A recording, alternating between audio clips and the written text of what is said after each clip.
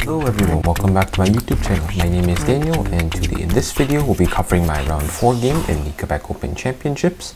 At this point I am 1-4-3. I should have won round 2, but it is what it is. And so for round 4 I am paired against a 1780 opponent. I'm playing the white pieces, and let's take a look at what happened in the game. So before this game I did a little bit of preparation against my opponent. I had found that I played d4, as we know. So against d4, I had found my opponent plays the Queen's Gambit decline. So c4, e6, knight c3, knight f6, and bishop to g5, bishop e7, or knight b to d7, and then sort of the game continues from here. And I noticed that my opponent was also relatively solid. So I wanted to do something, mix it up a little bit, and try to create some imbalances in the position. So obviously, typically against the Queen's Gambit declined, let's say bishop e7, I typically play d3 and then bishop d3, queen c2. However, after bishop d3, there is the d takes c4, bishop takes c4, and then c6 b5 variation, and that I thought was a bit too solid, and I couldn't really get any definitive advantage out of that. So instead, I decided to, and I've noticed my opponent also plays knight b to d7 on the 4th move, rather than bishop to e7, but this is just a different move order. It leads to pretty much the same thing. That's how I ended up on coming up with sort of what I played in the game, which you'll see. So what I played, so this is also following the game, so e3, bishop e7, knight f3, castles, and then bishop to d3. Here, my opponent can't play there is no b5 right now because there is no c6 pawn supporting. So here I also noticed this is all stuff I also prepared as well, just I should mention that. Pretty much up until around move 15-16-ish of this game, everything up to there I had already prepared in advance, and I already know what I was going to do. And also I noticed that my opponent, when going into the Queen's Gambit decline, they usually play these same moves for like the first 9-10-ish moves, which is why I pretty much could prepare stuff from move 10 onwards. So bishop d3, my opponent here plays b6. The idea is to take here on c4 and open up this diagonal for the bishop. So here I prepared this, so c takes on d5, e takes on d5, castles, bishop b7. Idea is to play c5, and then if you take, obviously this diagonal gets opened up. So for example, let's say a random move, then here this diagonal does get opened up after b takes c5. These two pawns can march forwards at some point, and this diagonal opens up. The rook has 2 open files it can go to, and relatively speaking, this is just like a relatively opening, like pretty standard opening position. So in the game, I play rook c1, still in my preparation. Here I knew my opponent was probably going to play the move c5, at least that's what I had prepared. However, here my opponent did play the move h6, which caught me a little bit off guard. However, here I remembered that one of the variations I had prepared, let's say c5 were played first. So c5, the move I had prepared was bishop to f5, which you'll see later on in the game. And I prepared one of the variations I had looked at was if h6 here, then simply bishop to h4. And then there's also other variations here, which we'll get to in a moment in the actual game. So since I remember that variation, after h6 I simply played bishop to h4, and then here my opponent played the move c5, and then we perfectly transposed back into the position I had mentioned earlier, with playing here after h6 bishop to h4. So these two positions are the exact same positions, except here my opponent just switched up the move order with h6 first. So the idea of bishop to f5, we'll get into that now, is to sort of permanently prevent rook to c8, which is a pretty natural move, because let's say after takes, and let's say knight takes on d5, then rook to c8 seems pretty natural to get on the semi-open file, and also contest this rook on c1. However, here rook to c8 is not possible because of the move knight to e5. As you'll see here, bishop to f5, it does a very nice job of pinning this knight to the rook. And with this knight on e5, it's putting even more influence here. And let's say black plays a random move. The problem here is there's actually quite a few problems here. There is, for example, so obviously in this position, there is like queen f3 to continue building up pressure here. putting some more pressure here, and then once this bishop moves, there may be even bishop takes, And there is no natural knight takes because there is this pin here, and this could be a bit annoying. Alternatively, let's say we play another random move like king h8. Then in some positions, there even is bishop captures on f6. And after bishop captures on f6, then there's simply knight takes on d7. And you can't capture with the knight because then you lose the rook over here. And if you play g takes, then the structure here on the king side is just really, really awkward and really, really strange. Here, for example, queen h5 is a possibility with queen takes h6, queen h7. Let's say you take. Then this is already a checkmate. So this is sort of how quickly black's position can collapse. So after knight to e5, one of the variations not after knight e5. So here, one of the variations I looked at after bishop to f5 was the move knight into e4. What's funny is actually when I got to the playing hall, right before I was going into the playing hall, I actually forgot what to play against the move knight to e4. So I quickly did a little bit of research, some playing hall research, and quickly figured out the correct variation. And the correct variation here goes bishop takes e7, queen takes e7, and here bishop takes on d7, giving up the light square bishop for the knight. However, strategically, this is really good. This is relatively good for white. Idea here is after queen takes d7, then here you play d takes on c5. And here you have to play knight takes on c5. If you play b takes on c5, then there's simply knight takes on e4. There is this pin here, so if you take, then simply queen takes queen, and you're up a queen. And so you have to take with the knight. And after you take with the knight, you'll see that white has the two knights versus the knight and the bishop. However, white does have this isolated pawn on d5 that they can use to attack with. Also, they have this open c file for this rook, queen d2 and rook to d1. And white is already really nicely centralized and also has all their pieces developed. And after a simple knight to d4, this bishop on b7 is blockaded and is more or less dead. So at this point, after knight takes on c5, here's where my preparation ended, and here's sort of when I had to actually start thinking. So here, I firstly play the move b4. This isn't the best move. However, my idea with b4 is to prevent something like bishop to a6, targeting the rook, and then planting the knight into d3. So let's say h6. Then here after bishop a6, I have to play the move knight to e2. If I play rook e1, then there is simply knight to d3, forking my two rooks. And this knight is supported by this bishop over here, so I can't have queen takes on d3. So here I choose to kick away the knight immediately. There is no bishop a6 here, because after simply b takes on c5, bishop takes on f8, queen takes on f8, or alternatively actually king takes on f8. And then after you take here in the center, then I simply have a move like queen takes on d5. And after we trade, this pawn is weak. Both of my knights are really nicely planted into the center and are really active. These two rooks are still very passive. This one's still on its home square. This one is only on f8. And I'm targeting this pawn, and this position is really passive for black. For example, if you play a move like rook a to c8, trying to defend this pawn, then I simply have knight e7 check, forking the king and the rook. And after you move, then here, and here I'm already up a full piece.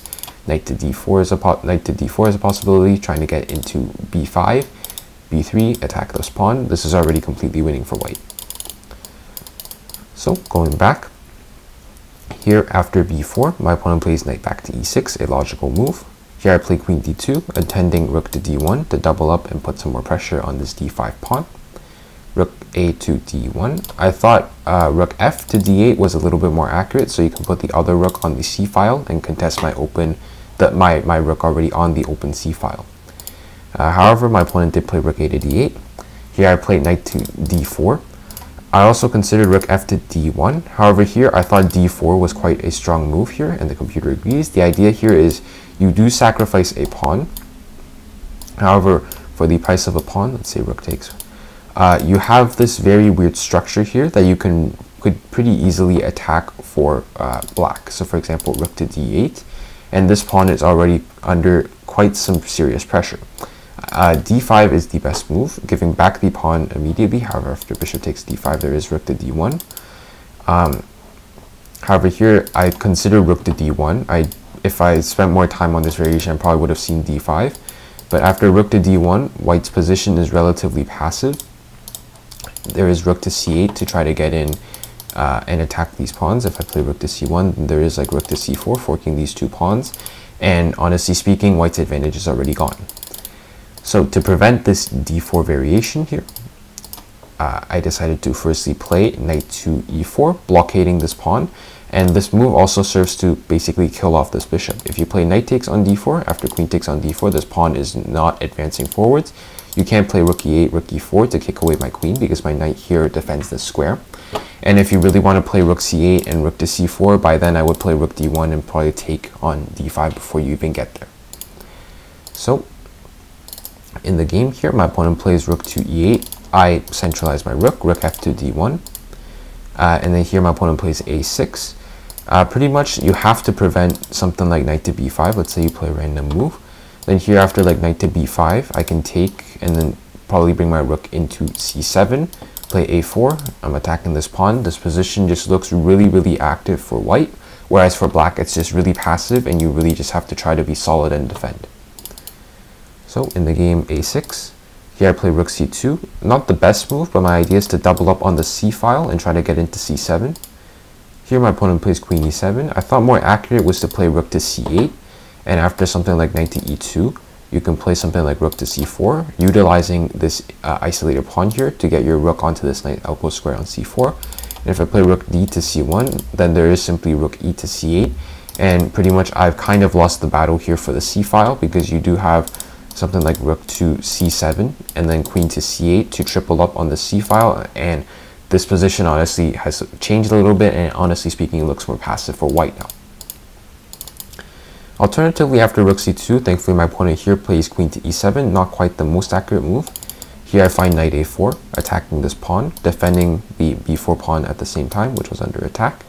And here, now I have like an extra tempo, so I can play rook d to c1 and double up on the c file. Alternative, and if you play b5, attacking my knight, then I simply can sneak in with knight c5. And your bishop here is really, really passive. It's being attacked. This a6 pawn needs defending. My knight at some point can maybe even jump in if you play bishop to c8, and this is just really, really good. So going back, after knight a4, here my opponent plays queen to d6, defending this pawn and also still putting pressure here. And here I thought for quite a while, and I found the best move in the position, which is just simply a3. Here the threat for black is that, let's say I play rook d to c1, then after knight takes d4, queen takes d4, there is the move rook to e4.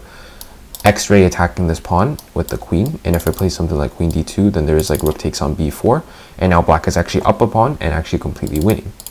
So to simply counteract this, I just simply played the move a3, defending this pawn. Now if knight takes on e4, queen takes on d4, and now I'm actually double attacking this pawn. And if you play rook e4, I simply take here on b6, queen takes and knight takes. Your rook isn't getting to the c file, and I can double up here. This pawn isn't going anywhere with this e3 pawn here guarding the d4 square, and this is just completely winning for white.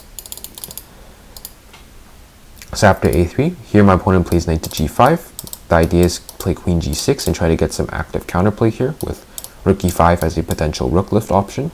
And if this knight ever moves, then this bishop also comes alive.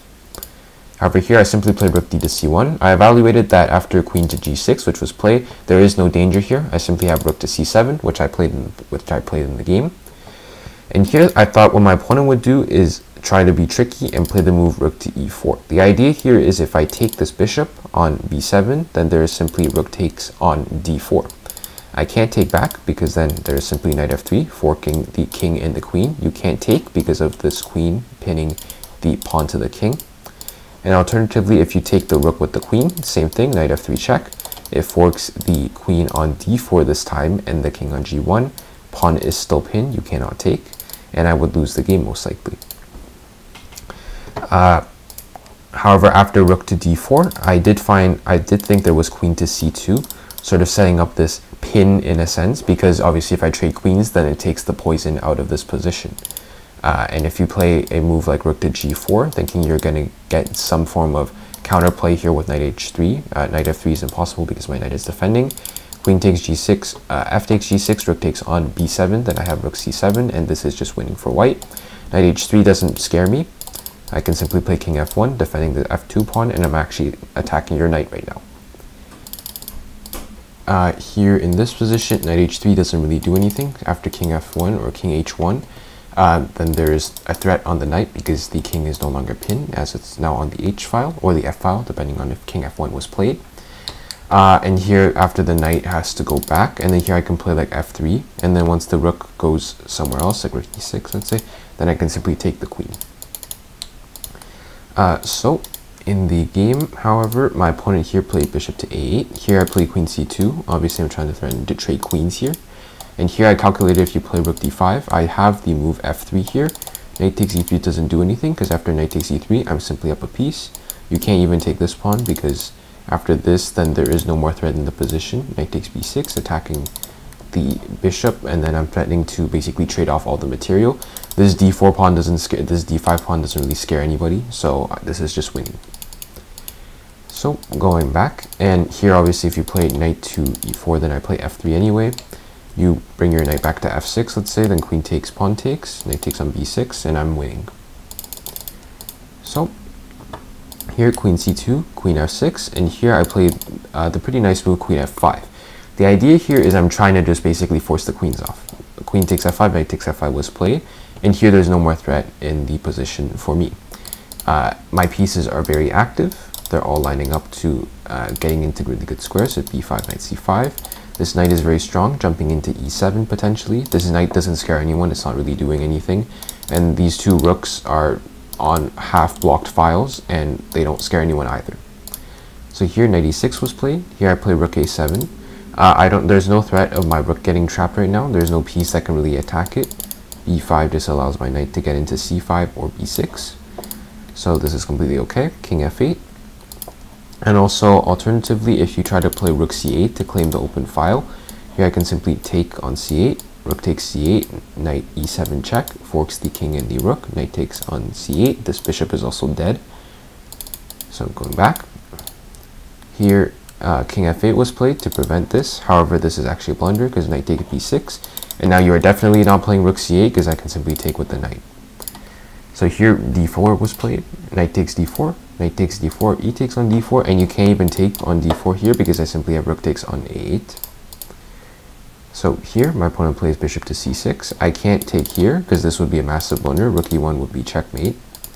So here I simply play h3, giving my king a flight square, so now the bishop is actually attacked.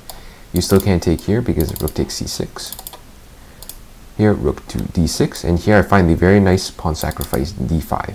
The idea here is if you play bishop takes on d5, then after knight takes, rook takes, I gain back my pawn, and I have these two connected passed pawns here, which will become queens. And you can't play rook takes as my knight's defending, and alternatively after bishop to b5, I simply have rook d7. I maintain this pawn with this knight, and there is no a5 trick to try to distract my rook away, because after a5 and b takes on a5, this pawn on a5 now actually defends this knight, so I can play rook a7, and you can't take on b6 because I simply have pawn takes on b6.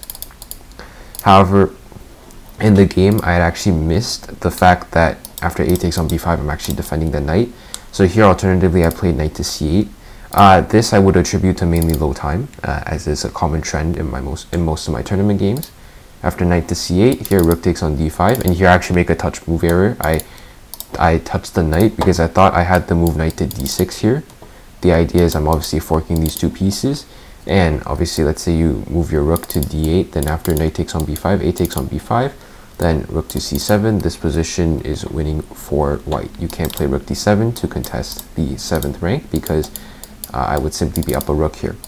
However, I forgot that simply knight d6 isn't a move because there is simply rook takes on d6 here. So I have to play knight back to b6, rook to d2 here.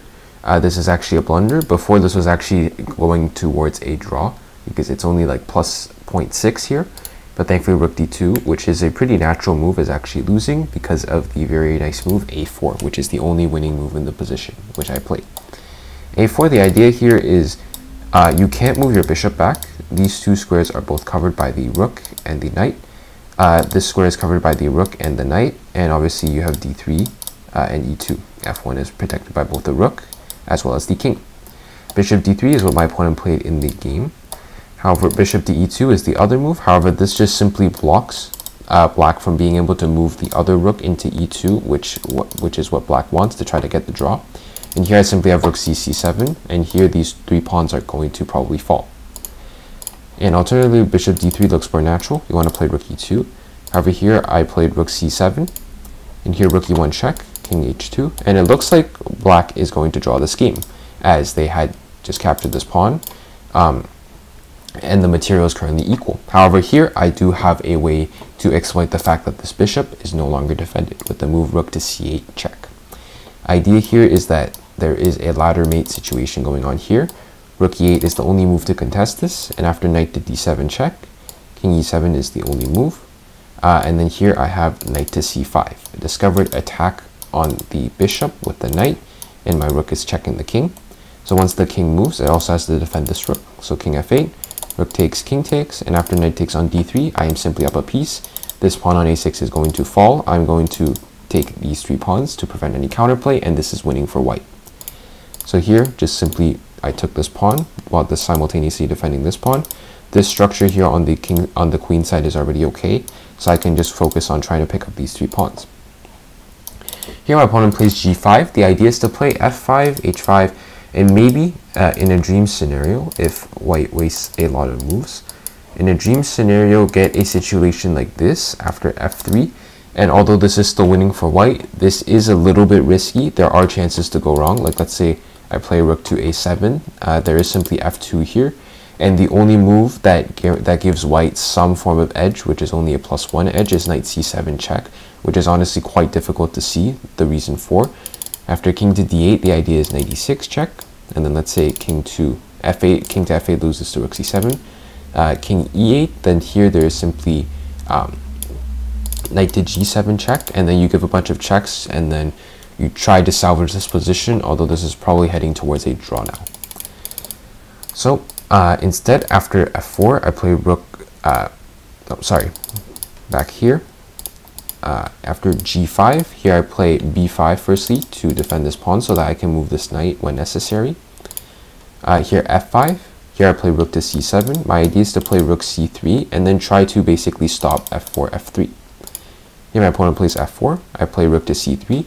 And here my opponent's idea is to play h5, g5, and then g4, and then f3. However, here after h5, I find the the most efficient way to basically stop my opponent's play by playing rook f3, blockading this pawn. Here, if you play g4, then I can simply take here, or I can take first, and then you have no counterplay with this singular pawn. And alternatively, if you bring your king in, king d7, or even king to f7 for that matter, to try to support these pawns. Let's say king f7, then here I simply have to move h4, breaking apart this structure here. If you play g4, then I can simply take on f4, and these 2 pawns are blockaded. There's no counterplay here. And if you take here, then rook takes on f4, and I'm actually forking here. And so basically h4 is a very nice move to break up this structure here on the king side and allow me to get the win. King d7, h4. Here my opponent plays rook a2, trying to get this pawn on a4. However, I simply take here because I take advantage of this weak king, basically this king's positioning. If you play rook takes on a4, knight to c5, forks the knight and the, forks the rook and the king, and after king to c7, knight takes on a4. So here, my opponent plays king to d6, I take on f4, this pawn isn't going anywhere. And after king e5, rook to b4, king to f5, and here simply after b6, my opponent resigned the game. Seeing as the fact that after king takes on g5, I simply have b7. If you play h4, I can even sack my rook if I want to. Takes this pawn, take, and then I simply get a new queen. This rook is no match for any of this material here. You can take off this pawn, but I have a knight and a queen as well as a pawn in compensation, and this is just completely winning. So I think this game was very smooth, a very nice game. Very nicely done for me, I think, especially in the opening with the very good preparation.